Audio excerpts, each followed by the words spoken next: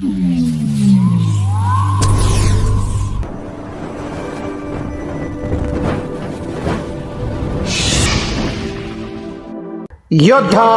News Marathi. प्रलंबित मागण्यांसाठी स्वाभिमानी रिपब्लिकन महासभेचे आझाद मैदानावर धरणे आंदोलन। हरेशभाई देखणे यांचा सरकारला तीव्र इशारा।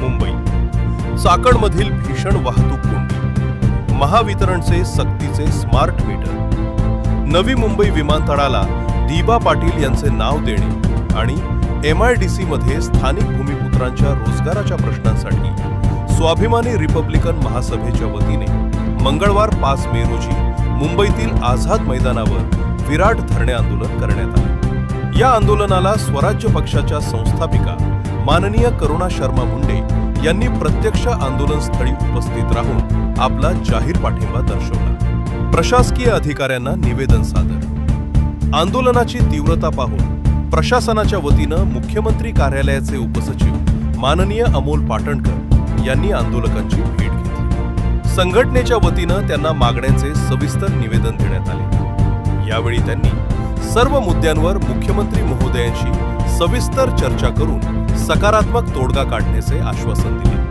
आक्रमक नेतृत्व आणि पाठिंबा।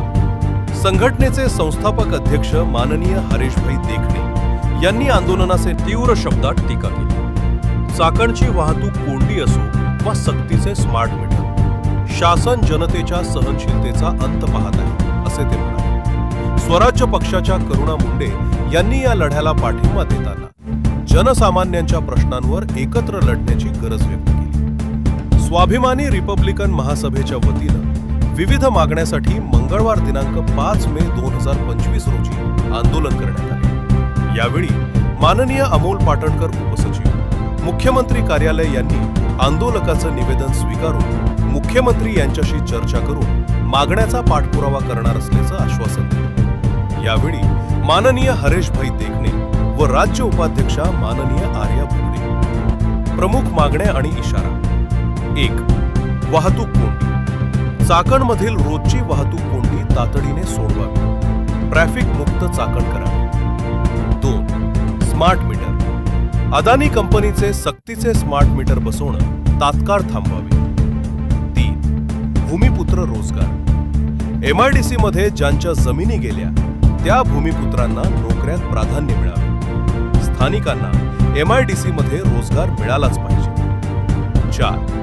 लोकनेते स्वर्गीय दिबा पाटील यांचे नाव नवी मुंबई विमानतळाला मिळालेच पाहिजे। 5. जलजीवन योजनेअंतर्गत आमच्या घराच्या नळाला पाणी मिळालेच पाहिजे। 6. लोकशाहीर डॉक्टर अण्णाभाऊ साठे यांचे स्मारक खेड तालुक्यात झालेच पाहिजे।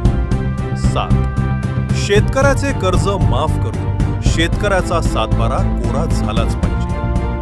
8. कर्जत शिरूर रस्ता वांद्रे-खिंड मार्गे झाला पाहिजे। 9.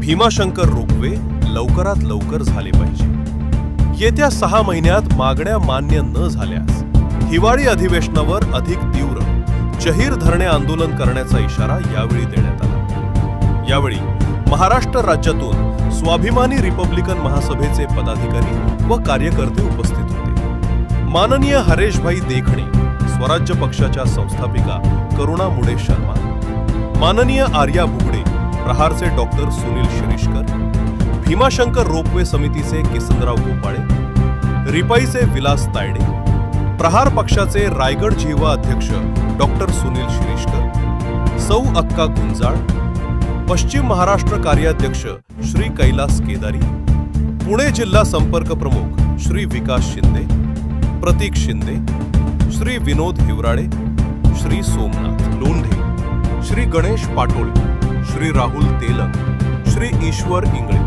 श्री आनंद वाघमारे, सौ वैशाली बडोदे, श्री हेमंत पाटोळे, श्री भाऊसाहेब वायदंडे, श्री महेंद्र पाटोळे, सपना चव्हाण, श्री श्याम पतंगे इत्यादी उपस्थित होते। या बातमीचा आढावा घेतलाय आमची योद्धा न्यूज मराठीचे संपादक नारायण सूर्यवंशी यांनी।